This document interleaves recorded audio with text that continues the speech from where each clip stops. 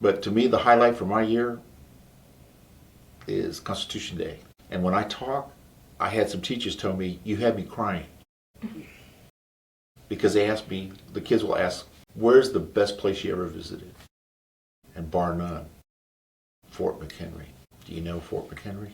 I do not. You know the Star-Spangled Banner? That's where it was written.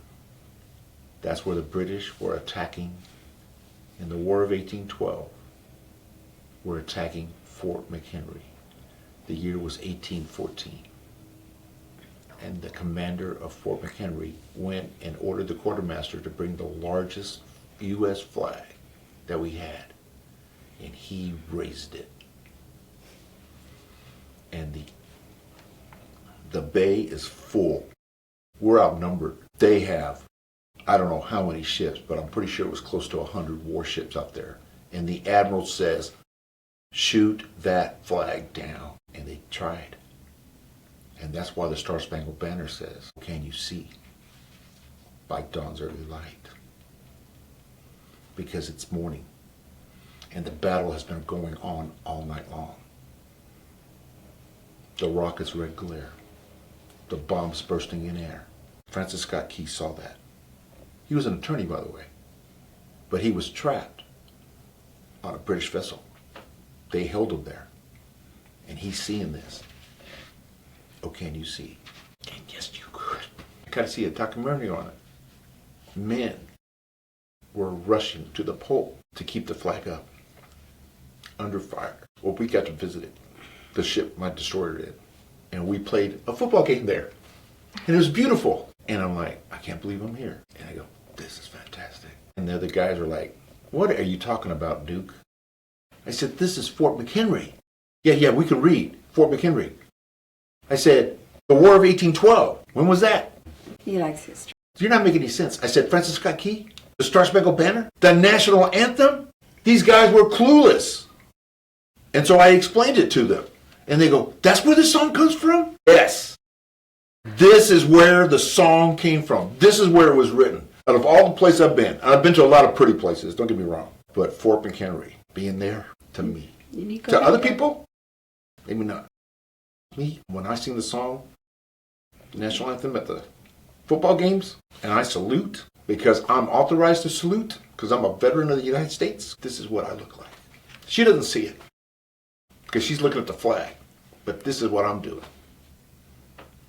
Because that is special to me. And so the students you're talking about that don't know about what it is to be a member of this nation and what was sacrificed by not just men but women, and when it's Memorial Day and somebody goes, thank you for being a veteran, they're missing the point. It's not for being a veteran. Memorial Day is for those that could not come back to their family and friends. That's what Memorial Day is about. Veterans Day, which was Armistice Day initially for World War I, when they say, thank you for your service, my typical response is, it was an honor to serve. And I gave Dr. Hinojosa my write-up. I answered those questions beforehand. And one of the questions is, why did you join the military? I only joined for one reason, to serve my country. It wasn't to get an education or benefits. It was to serve my country. That's the only reason why I joined. That's the only part my dad understood. The rest of it is like Navy. Why? Because they're the only ones that had the most technical school offered, the Naval Nuclear Power Program. So I was up to the challenge. Met it. And because of that, I work at Comanche Peak Nuclear Power Plant. That opened the door, got me there. But no. Incredible. Is there anything that you want future generations to know about your service? Not really. To be honest with you, Ian, I know a lot of people will look at this and go, man, what a braggart.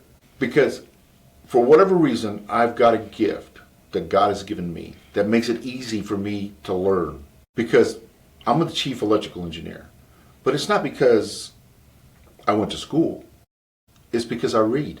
And as my wife tells you, I'm able to retain. I got younger engineers who are like, they're just amazed how much I can just spit out stuff. But I'm just a guy born in this country and served it I was on subs. You don't meet very many people with submarines. You'd be surprised though how many people in this Hood County, because there's a lot of people from the power plant that work at Hood County, they were in the Navy. and they became operators. I didn't want to go into operations. I wanted to go into maintenance. And so you make more money in ops, but I make 6 digits. I've been making 6 digits for over 20 years. You know, I make good money. I told her how much I'm gonna make this year. It's just shy of 200K. So it's been good. But yeah, for other people to know what I did, all I care about is that, yeah, I'm a veteran of the United States Navy. I'm proud of it.